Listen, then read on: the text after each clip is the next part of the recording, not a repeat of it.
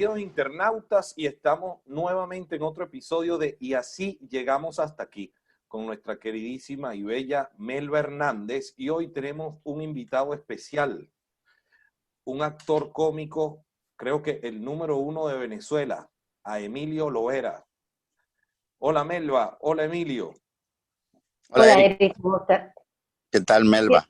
Bien, mi amor, bienvenido a Y así llegamos hasta aquí. Cuéntanos. Bueno, mira, encantado de que seas tú. Gracias. Melba y yo trabajamos durante muchísimos años en la radio Rochela. Melba siempre fue una muy buena compañera. Digamos que guardamos muchos buenos recuerdos, igual de todos los compañeros. O sea, cuando nosotros nos reunimos, los que quedamos por aquí, Charly Mata, Carlos Rodríguez, el Che Gaetano, hablamos muy mal de muchos compañeros, pero nunca hablamos mal de Melba. Por alguna razón, Melba dejó un muy buen recuerdo entre nosotros porque lo disfrutamos mucho. Bueno, yo llegué hasta aquí luego de transitar un camino difícil que va para 40 años en algunos meses. Sí. Yo empecé como mascota, digámoslo así, de un programa de radio. Cuando me llevaron a la televisión me rebotaron porque se necesitaba en aquella época carnet del sindicato y algunos estudios de teatro, los cuales ellos mismos me recomendaban para que sacara el carnet, pero me recomendaban porque me iba a contaminar la espontaneidad con las enseñanzas del drama para la comedia. Entonces, al fin logré tener un carnet de actor meritorio en el año 82 y entré en La Rochela en ese año y duré 23 años a prueba. En esos 23 años de prueba, al final no quedé, al año 23, en el 2005, y salí de ahí. Paralelamente a esto, había desarrollado una forma de vivir que me habían recomendado mis compañeros, Nelson Paredes, El Gato Soto, Pedro Soto, Honorio Torrealba, Edgar Guevara, Bólido y Virgilio Galindo. Ellos en especial porque ellos eran los que hacían espectáculos en público, espectáculos en vivo. Y ellos me dijeron, no te creas que la televisión en Venezuela paga muy bien. O quien lo ha hecho popular son algunos programas y algunos chismes y sobre todo muchos actores que viven de la apariencia y entonces hace creer al mundo que ellos son millonarios.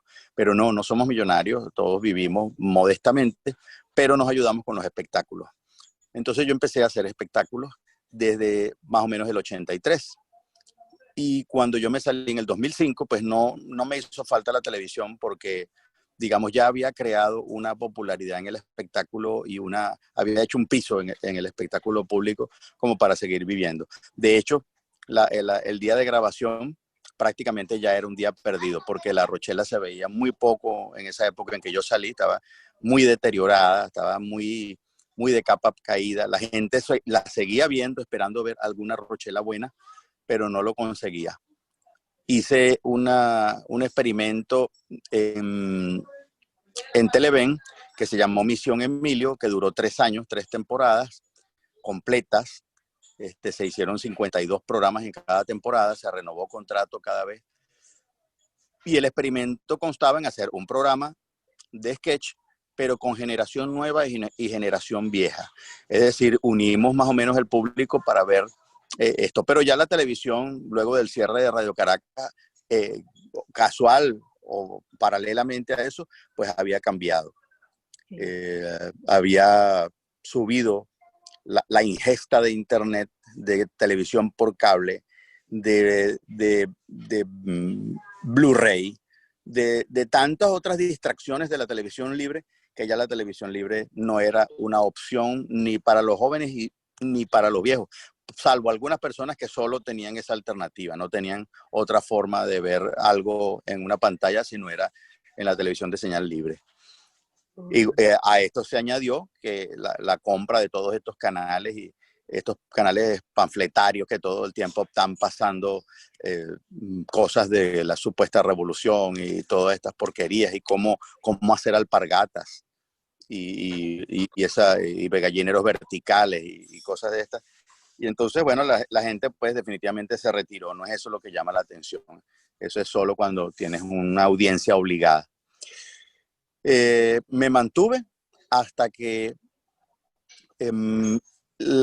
por declaraciones y por programas que mucha gente me hizo, no solamente programas para internet, sino entrevistas a periódicos, bueno, siempre tomaron represalias conmigo. Las represalias que ellos tomaron fueron siempre tributarias. A pesar de que yo siempre practico lo que predico, yo pago los impuestos, independientemente que vayan a los bolsillos de los ladrones que nos gobiernan. Yo los pago porque yo siento que yo tengo que hacerlo. Yo como persona, yo lo hago. Y me manejo siempre impecablemente en eso. A pesar de eso, pues la última vez me multaron, o sea, te voy a decir por qué me multaban. Porque no tenía los libros desde el 2007 para acá en el teatro. O sea, tenías que tenerlo en físico en el teatro. O sea, yo tengo que llevar una especie de picó o camión 350 con toda mi papelería al teatro que voy, según ellos. Ajá. Pero, ojo, ellos saben que no es legal. Claro. Una de las esperanzas que yo cargo sobre la situación que estamos viviendo es que están minados. O sea, ya es tan absurdo el robo y el descaro que los mismos empleados públicos están conscientes. Y ellos te lo dicen a ti. O sea, a mí todo el empleado público que viene a ejecutar una orden contra mí me dicen: hermano, este uniforme no me representa, yo de esto vivo y de esto comen mis hijos, pero oye, te tengo que multar, te tengo que quitar esto, te tengo que quitar lo otro, porque yo si llego sin una multa, pues me van a joder a mí. Y entonces, bueno, ponme la multa. Me ponen la multa más suave que ellos puedan ponerme, por cualquier cosa.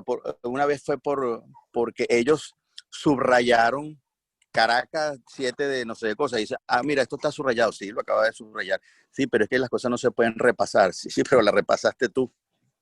¿Me entiendes? Sí. Entonces, bueno, así son las cosas para conmigo. No me resultan fáciles los trámites con el gobierno, o sea, para sacar pasaporte, una cédula, para tener algún permiso de cualquier orden para montar un espectáculo, todo es absolutamente cuesta arriba. Mira, yo quiero aprovechar lo que tú estás diciendo, Emilio, porque tú sabes que yo soy más tuitera que de otras redes realmente. Y en Twitter hay de todo y mucha inconformidad. Escucho y veo a mis compañeros, que son ustedes, siempre son y lo serán. Yo estoy un poco, como tú sabes, retirada del humor, me he dedicado más a la resistencia del país, para nuestro país. Y veo la crítica a ustedes, ¿no? En las cuales yo siempre me he planteado en los grupos de resistencia en defensa, porque yo también estoy de ese lado. La gente cree que es muy fácil pararse a hacer humor, como dicen muchos. No, es que ellos viven del dolor y de la pena del venezolano haciendo mucho dinero. ¿Tú qué dices a eso? Bueno, primero, no se hace mucho dinero, no se crean que uno hace mucho dinero. Y sobre todo me extraña que la gente que dice eso, por lo general, no critica a quien hace realmente dinero. Yo creo que también el público ha estado tan lejos del bienestar que hoy en día no tiene una noción clara de qué es el dinero. O sea, yo tengo una camioneta que tiene 22 años, es del año 98.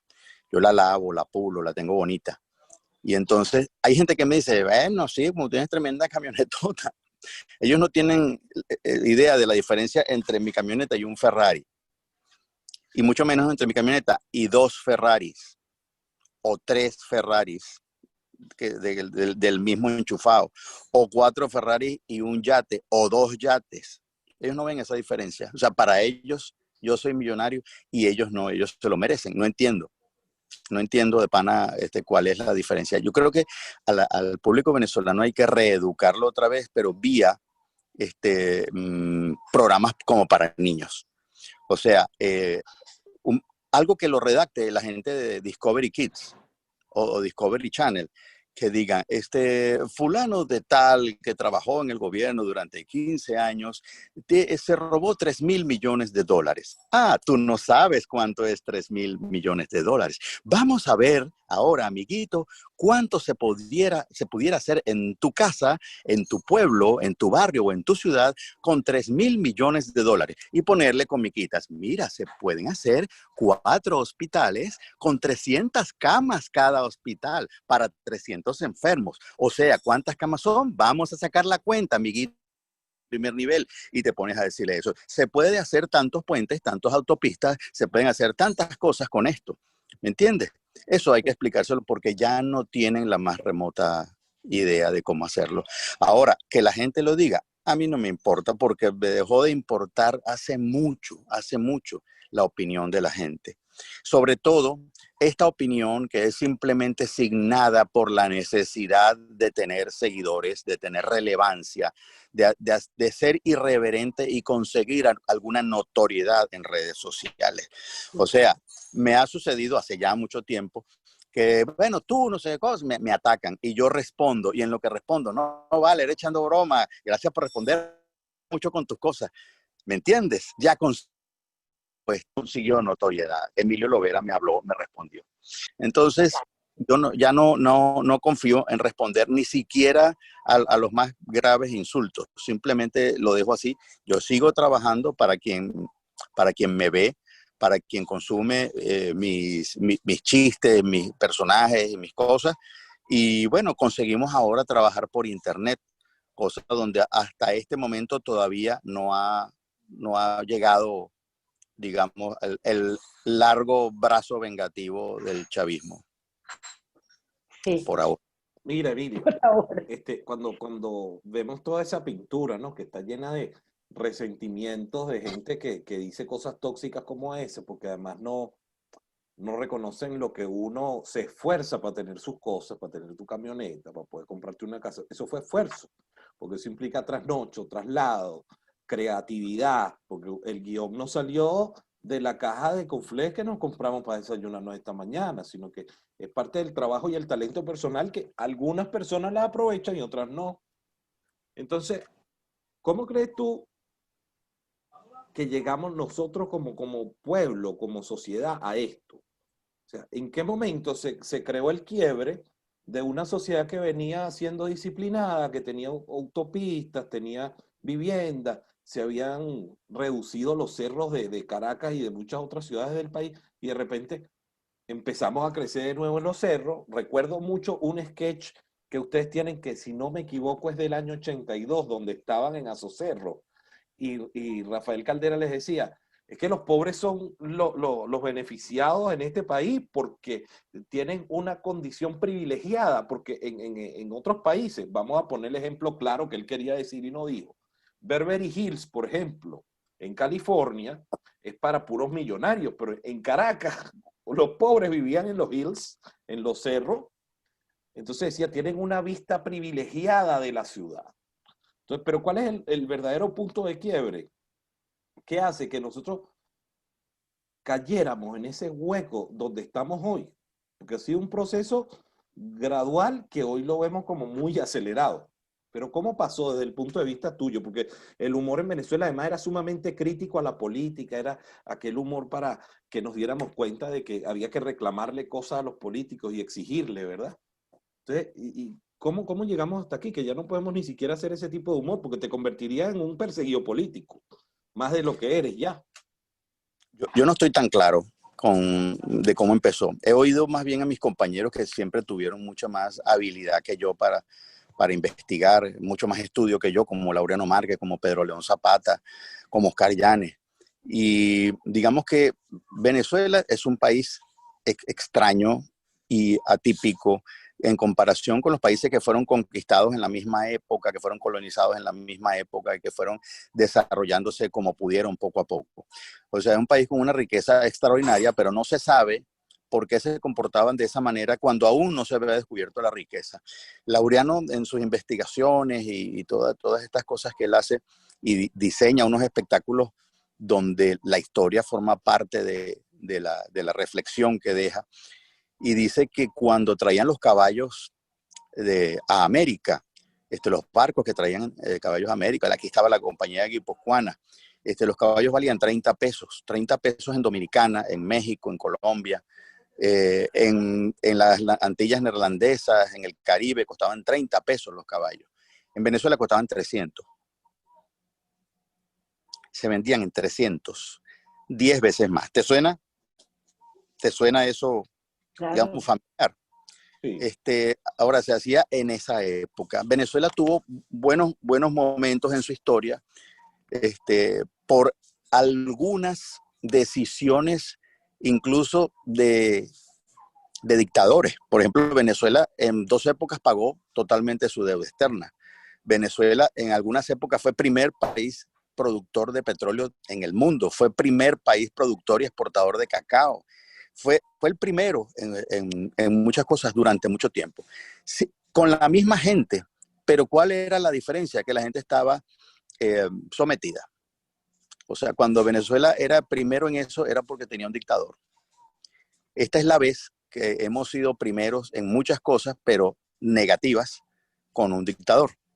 Es decir, como en la pobreza, como en el desabastecimiento, en la escasez y todas estas cosas, en la inseguridad de primeros durante mucho tiempo, sin tener dictadores teniendo. Entonces, ¿qué será? Que la mano blanda nos relaja y hacemos lo que nos da la gana. Oye, no lo sé ni lo puedo decir yo, porque yo soy un humorista. Yo puedo insinuar cosas, más no tener la razón en la mano ni el concepto en la mano. Venezuela es un país muy rico y como dijo en algún momento Laureano, un país inquebrable.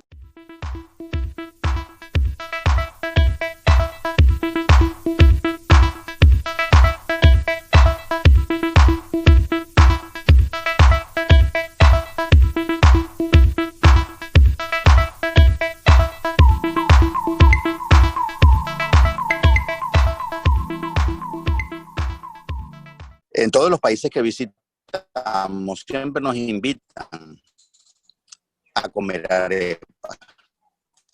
Las familias venezolanas que nos llaman, que nos convocan, invitan a comer arepas y nos echan a hacer en cualquier parte. Yo he ido a sitios extraños, yo he ido a Bahrein, yo he ido a Omán, he ido a sitios que ni sabía que iba a ir algún día. Y ahí, pues, a Sydney, en Australia, en Adelaide, en Australia, donde hay familias venezolanas trabajando. Entonces ellos me relatan su historia, cómo fueron, cómo llegaron, cómo fue el proceso para elegir el país donde se iban a quedar, por qué lo eligieron, y tienen un plan. El plan en Venezuela es fabuloso, se oye perfecto. El plan en Venezuela es: voy a tener trabajo, seguridad, comida, abastecimiento, voy a tener casa y carro propio, voy a tener absolutamente todo. Esa es la historia antes de salir. Cuando pasan unos años, te das cuenta que nada de eso se cumplió, a menos que tú seas un enchufado, que bueno, tenías $5 millones robados aquí, y ahora tienes 2, porque ya te gastaste 3 afuera. Pero en realidad para el pobre que se va o el clase media que se va normalmente, nunca se le cumplen todas las expectativas que tiene cuando está en el aeropuerto de Maiquetía. Entonces, todas estas peripecias nos las relatan y nos nutre de cierta forma como para nosotros hacer un espectáculo basado en eso. Hemos hecho 2 espectáculos basados en eso. Uno es Emigrante Yo, que lo hice con Amílcar Rivero, escrito por nosotros 2, y otro fue escrito por Rubén Morales, que se llamaba Aquí se habla venezolano. Los 2 hablaban más o menos de lo mismo, pero en diferentes tiempos, porque bueno, ya había pasado bastantes años. Lo de Amilcar fue en 2004, hace ya 16 años, y lo de Rubén fue hace apenas 3 o 4 años. Entonces, quiere decir que nosotros tenemos y hablamos con propiedad cuando nos referimos a los venezolanos que están afuera, porque ya son 28 países a los que fuimos, o sea, es una muestra estadística bastante amplia, bastante grande y de bastantes países. Te puedo decir, de hecho, dónde vi los venezolanos más felices y dónde los vi más tristes. Dónde vi los venezolanos que estaban mejor económicamente, dónde estaban peor. Pero eso no tiene que ver con que estén más felices o infelices. O sea, del lugar muy alegres, pero nunca van a estar como estarían en Venezuela. Ok, De pero ahí, aprovechemos la oportunidad y échame el cuento. ¿En dónde los viste más felices y dónde los viste menos felices? bueno, una de las rutinas que narra esto, o parte de esto, es la rutina del venezolano en Canadá. Nosotros fuimos a Montreal, fuimos a Toronto, fuimos a Calgary, fuimos a Edmonton y fuimos al Quebec. Varios de esos lo trabajamos varias veces, o sea, a Toronto fuimos varias veces y a Calgary fuimos varias veces. Entonces de ahí sacamos un personaje que decía que a la misma pregunta que tú le hacías a un venezolano que vivía aquí y a un venezolano que vive en Canadá, las respuestas eran muy diferentes, pero sobre todo por la actitud, más que por lo que decía. Porque el venezolano en Toronto decía con una expresión muy, muy seria, muy, muy parca, decía, aquí me va muy bien, aquí tenemos de todo. Aquí no se va el gas, no se va la luz, no se va el agua. Tengo una casa propia, tengo un BMW parado en la puerta, todo lo estoy pagando. Tengo trabajo, mi esposa tiene trabajo también. La educación es gratuita, la salud es gratuita. Aquí estamos perfectamente bien. Somos realmente felices aquí. No nos hace falta nada. Nos van a dar 2 días libres el año que viene. Ojalá que sean pegados para que no sea como este año que nos dieron uno en marzo y otro en agosto. Bueno, y nos vamos a ir de paseo para una plaza que queda por aquí cerca como a media hora y vamos a disfrutar esos 2 días con el perro jugando frisbee y bueno, de verdad, y podemos tomar refrescos y hacer sándwich de queso con jamón. Pero somos realmente felices aquí. Entonces, pero el rictus es con esta seriedad y esta tristeza que te dice todas las cosas buenas que se supone le están pasando. En cambio, el venezolano que vive aquí, tú le preguntas, ¿y qué tal? ¿Cómo te va? Y te cuentan todas sus desgracias con una sonrisa. Dice, marico, volvieron a robar a mi mamá. Oye, ¿sabes que no se consigue nada, chamo? Hemos estado comiendo iguana. Aquí hay unas iguanas y la preparan y tal. Entonces, el análisis es el siguiente. ¿Por qué? Y te dicen, Emilio, y sabe a pollo, y sabe a pollo.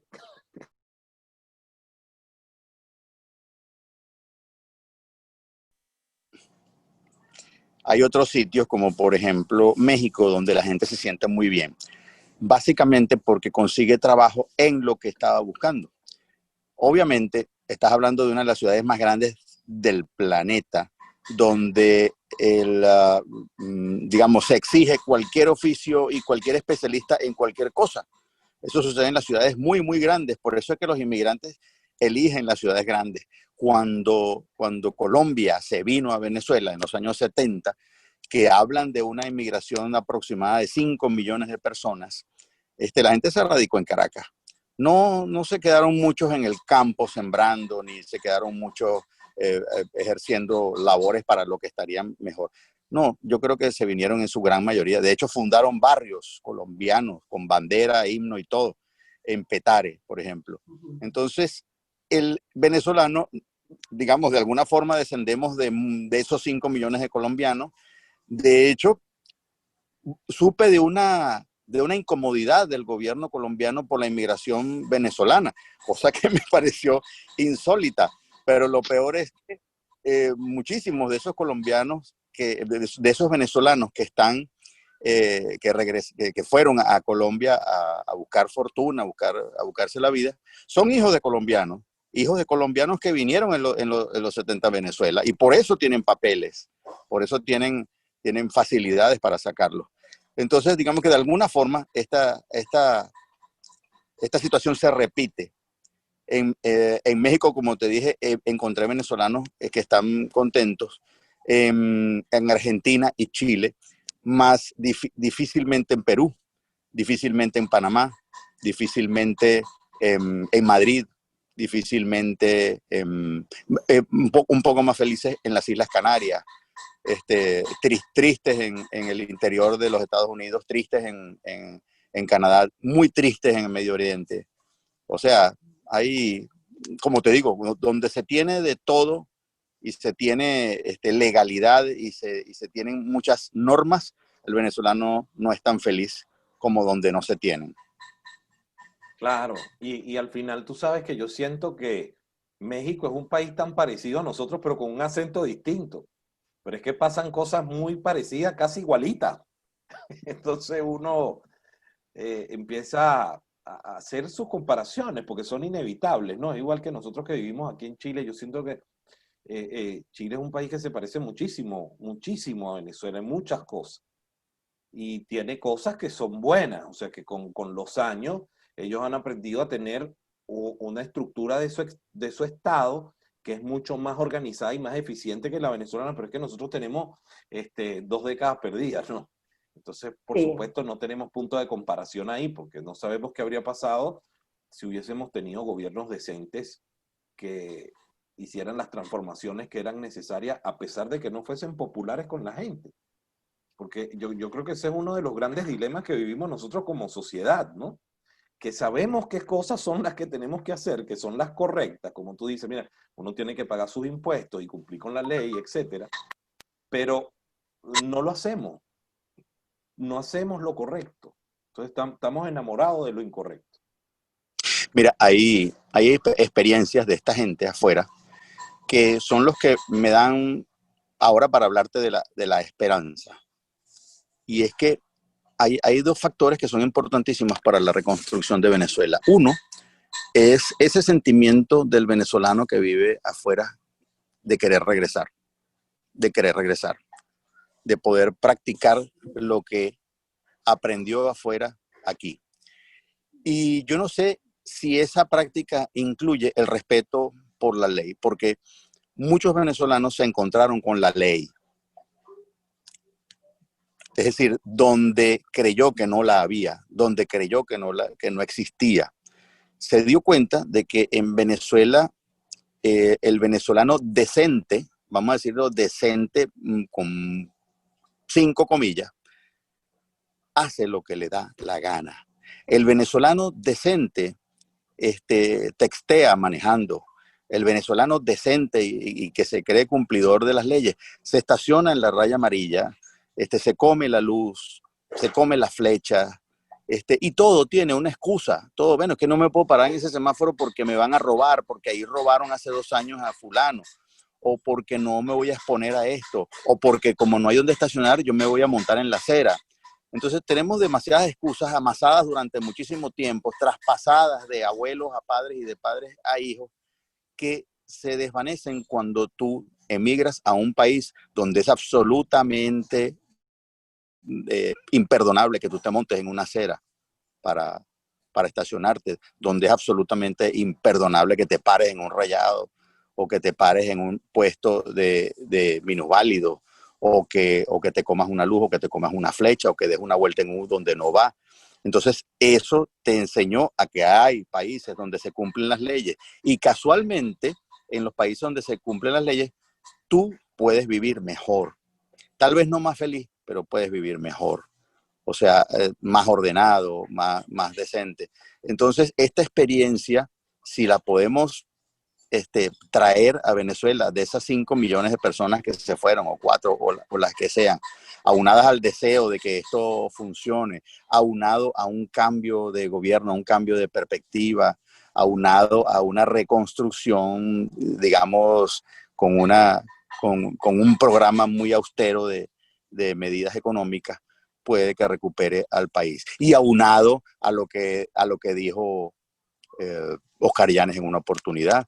Esta gente no se va a bajar por ella misma. O sea, no hay forma de entablar un diálogo con quien no quiere diálogo. O sea, ¿hasta cuándo nos van a engañar con el supuesto diálogo y vestirse de cordero? Al malandro se malandrea. El malandro no tiene otro lenguaje. El malandro se malandrea. Cuando en cualquier país normal, digamos, entre comillas, porque ahorita no hay nada normal, pero en un país normal, un secuestrador malandro con antecedentes penales secuestra a unos rehenes en un centro comercial, no mandan al Papa a hablar con el malandro, no mandan a un canciller, ni mandan a la mujer de los rehenes, ni mandan a nadie, porque es un malandro. O sea, ¿quién puede dialogar con el malandro? Un psicólogo criminal. Un psicólogo que sabe exactamente que el malandro lo va a intentar engañar y él tiene que dejarse engañar y tratar de engañarlo él. Esa es la única forma de poder negociar con un malandro. Y nosotros todavía creo que estamos en la etapa de creer que ellos quieren un diálogo, que quieren hablar con el Papa y con el cura y con un médico y con un representante del pueblo. Eso no va a resultar. Ya el pueblo de Venezuela sabe que la salida que todo el mundo fuera de Venezuela pide, y es que el pueblo se levante como un tsunami y barra con ellos, eso es imposible. No se puede barrer contra un gobierno que está absolutamente convencido de que puede matar y que puede ametrallar a todas las filas de venezolanos que se acerquen a intentar derrocarlo. Y esto también deberían convencerse todos los venezolanos que están afuera. Sobre todo porque no es justo enviar a una muerte así a venezolanos desde la comodidad de tu teclado en Weston. Fíjate, o Emilio, en Madrid. entonces coincidirías conmigo. Yo tengo aproximadamente más de 10 años diciendo que el gran problema de Venezuela es cultural, es educativo, es sociológico, y que nosotros tenemos una sociedad que es políticamente inmadura, que no logra entender el conflicto en el que está viviendo. Eso mismo que tú estás describiendo con detalle, coincides entonces con esta idea de que tenemos un pueblo que es políticamente inmaduro. Claro, ojo, es mucho, o sea, ha madurado extraordinariamente en los últimos 20 años, políticamente. O sea, hemos visto tantas situaciones políticas y tantos cambios, tantos engaños y tantas falsedades y que se han dado cuenta que ahora no somos tan neófitos, ahora no somos tan inocentes en lo que a política se refiere. Pero lo que decía Oscar Llanes es que ellos se van a matar solitos. Hoy en Venezuela, en este momento, se vive, yo diría que no es una tensa calma, porque la tensión creo que desapareció. Aquí no hay tensión. Aquí lo que hay es una extraña calma. O sea, estamos todos como a merced de todo. A merced de todo. Pero, extrañamente, hemos dejado de escuchar las noticias de inseguridad desde hace bastante tiempo. Es decir, los alcaldes se están atribuyendo la baja de la inseguridad a su gestión. Imagínate. Yo te lo digo que estoy aquí porque quien está afuera dice no ha bajado porque ayer mataron a fulano y secuestraron a sultano. Mira, o sea, las estadísticas son las estadísticas. O sea, supuestamente el secuestro ha bajado en 60%. Es obvio que no es ninguna política de seguridad de ningún alcalde, de ningún gobernador y de ningún presidente. Simplemente la falta de efectivo determinó la extinción del secuestrador. De la industria. O sea, la falta de dinero, la fuga de los secuestrables. O sea, la gente que tiene, digamos, que es candidato a ser secuestrado, simplemente se fue para evitar un secuestro. Entonces, quedamos los no secuestrables, quedamos la gente que está luchando, digamos, como puede para subsistir. No es un país perfecto para la delincuencia ya. La delincuencia es ahora quien tiene el dinero. Y entonces la delincuencia está haciendo lo que dijo Oscar Llanes que iba a hacer. Se están matando entre ellos. Esas muertes Oscar no Llanes, aparecen, Melba, salen o no interesan. tú sabes Pero ellos se están matando. tú Sí, señor. sabes, Emilio, que Vamos. nosotros somos muy jodedores, Melba y yo. Y entonces yo siempre le digo a Melba, no se puede luchar contra una dictadura con armas distintas a las que usa la dictadura. Claro. Bueno, vamos a esta parte, ya para finalizar, viene la parte donde habla la Habla historia. la historia. Hemos escogido, Emilio, en Habla la Historia, uno de tus varios personajes tuyos de la Radio Rochela. Y entonces tú nos vas a decir el personaje que te salga al azar, porque son 3 personajes, brevemente, ¿qué le diría este personaje a los venezolanos? Ahorita vas a encontrarte el personaje al azar ahí en pantalla. Cuando lo tengas nos avisa. El Portu. El Portu. Ok, ¿qué debo hacer? ¿Qué le diría el ¿Qué Portu a diría los el Portu venezolanos? en esta situación que tenemos aquí y ahora? Bueno, el Portu tal vez le diría, venezolanos, muchas gracias por haberme brindado todo lo que me dio Venezuela durante tantos años. Yo vine, sí, como todos dicen, a mí eso me resultaba ofensivo, pero ahora me río porque la gente decía, tú viniste con una mano adelante y otra atrás. Y es así. Yo llegué con una mano adelante y otra atrás, con muchos deseos de huir de la guerra, porque la guerra es prácticamente como esto, pero tal vez peor. Y yo llegué con las esperanzas siempre de volver. Siempre estaba presente día tras día cuando yo estaba en el Abasto con Fátima, el hecho de que algún día yo iba a volver y yo iba mandando mi dinerito. O sea, yo veía que los venezolanos gastaban todo su dinero en lo que querían. Yo también gastaba algo, pero lo demás lo reunía para comprar el edificio que hoy tengo allá en Funchal.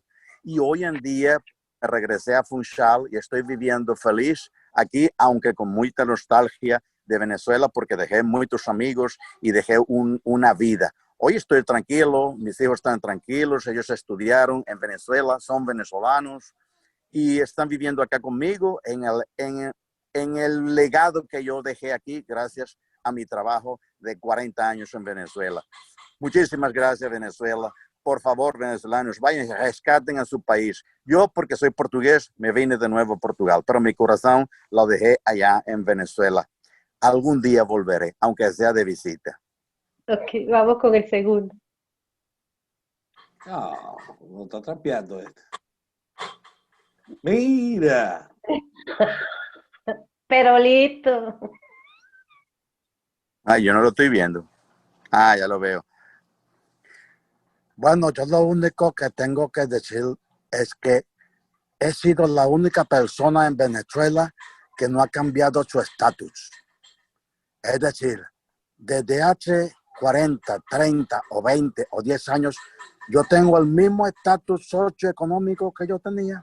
Yo sigo viviendo en la misma casa, sigo comiendo lo mismo, del mismo lugar y sigo trabajando. O sea, que yo creo que no ha cambiado nada para mí. Estoy exactamente igual. Vamos con el tercero y último. Vaya lo linda parejita.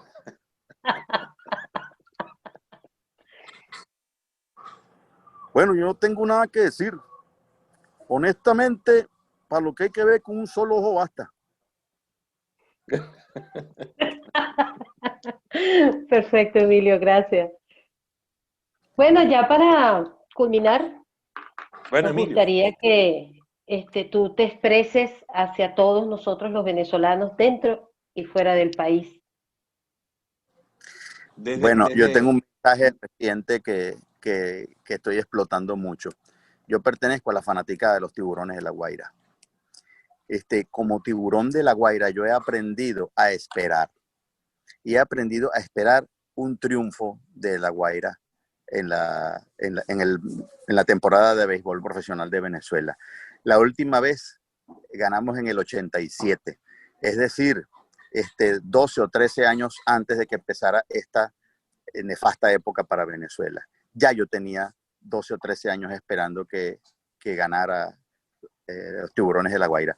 Luego, 20 y pico de años después, yo sigo esperando que gane La Guaira y sigo esperando que Venezuela cambie de alguna forma. Ya yo sé que yo he hecho todo lo que está a mi alcance y creo que es lo que pudiera ser un humorista, digamos que el pensamiento mío, el pensamiento de la mayoría de los humoristas venezolanos es un pensamiento de libertad, es un pensamiento de alegría, es un pensamiento que trata de levantar el ánimo de los venezolanos a fuerza de chiste para enfrentar con ese ánimo levantado las vicisitudes, el día a día, y por supuesto el gran trabajo, la gran acometida que es sacar a Venezuela de donde está y mantenerla por lo menos muchos años para que nuestros hijos tengan el país que al menos tuvimos nosotros, por lo menos ese, que no era perfecto, pero se vivía mejor y se podía ser más feliz. Ahora ese país lo veríamos con mucha más madurez y creo que lo podríamos conservar mejor. Yo estoy seguro que yo voy a ver las dos cosas. Voy a ver a los Tiburones de La Guaira ganar y voy a ver a una Venezuela libre, segura, abastecida, honesta. Yo creo que la palabra honesto encierra absolutamente todo. Un virus de honestidad. Necesitamos preguntarle a los chinos si lo pudieran preparar. Un virus que pusiera a la gente a no robar, a decir la verdad, a no ser avispado, a simplemente a cuidar el dinero de todos, a ver el país en comunidad y no como no personal, a devolver lo que te robaste y que esto se utilizara para el pueblo, para el público en general. Que todas las cosas que se llevaron, que tenían como destino la salud y la educación, o sea, se reinvirtieran realmente en salud y en educación. Yo creo que todas esas fortunas mal habidas deben ser restituidas en salud y en educación, que es lo que necesitamos. No sé si en ese orden, pero yo pienso que la salud y la educación son prioritarios porque de ello depende también la seguridad y la inseguridad. De ello depende mucho el resto de la vida social del venezolano. Entonces, yo sigo esperando, no sé ustedes. Yo también. Yo apuesto a ese reencuentro, a ese entrenamiento que estamos recibiendo afuera, a ese conocimiento y plasmarlo en nuestro país. Yo apuesto y estoy totalmente segura que también lo voy a ver. Esto, todo pasa, porque todo es cíclico. Y yo personalmente, Emilio, te quiero dar las gracias de estar aquí con nosotros. Cuando quieras, aquí está. Gracias, gracias, gracias infinitamente a todos ustedes por seguirnos en este programa. Recuerden darle a la campanita, recuerden seguirnos, sus comentarios son importantes para nosotros. Y compártalo, porque lo que queremos es compartir. Y una vez más, Emilio, gracias. Pronto vas a estar cumpliendo años, yo cumplo después de ti y siempre nuestra amistad por delante. Vamos a ver si hacemos algunas cosas por ahí después. No, Melba. Chao, Eric. Gracias por todo. Oye, muchas gracias por estar con nosotros, Emilio. Espero que la gente tenga la capacidad de recibir este programa con el corazón abierto a escucharnos, ¿no? De que podemos ser un gran país, pero tenemos que todos tener ganas de que eso suceda. Y yo creo en que cada individuo tiene dentro de sí el gran potencial de la grandeza. Lo único que tenemos es que atrevernos a hacer que eso florezca. Y Venezuela es un país grandioso. Tiene el mejor de todos los recursos naturales que puede haber, que es una población con este carácter, este ánimo, esa actitud. Entonces, vamos a corregir las poquitas cosas malas que tenemos para que tengamos un gran país que le podamos heredar a nuestros hijos, porque los hijos míos pequeñitos me dicen, papá, me quiero devolver a Venezuela. Y a veces da impresión, porque el mío tiene 3 años viviendo en un país, tiene 4 años y él me dice que se quiere devolver a Venezuela y yo no creo que él recuerde cómo era Venezuela. Entonces, el sentimiento es tan grande de amor por nuestro país que no puede haber, o sea, yo creo que la celebración más grande, yo creo que va a ser más grande que unos Juegos Olímpicos. Vamos a durar un año celebrando. Que el día que podamos juntarnos para reconstruir nuestro país y hacerlo grande. Emilio, toda la amistad, muchísimas gracias. Espero que estés muy bien, muy bien. Y esta es tu casa. Gracias. Gracias, Emilio. Y gracias a todos ustedes. Chao.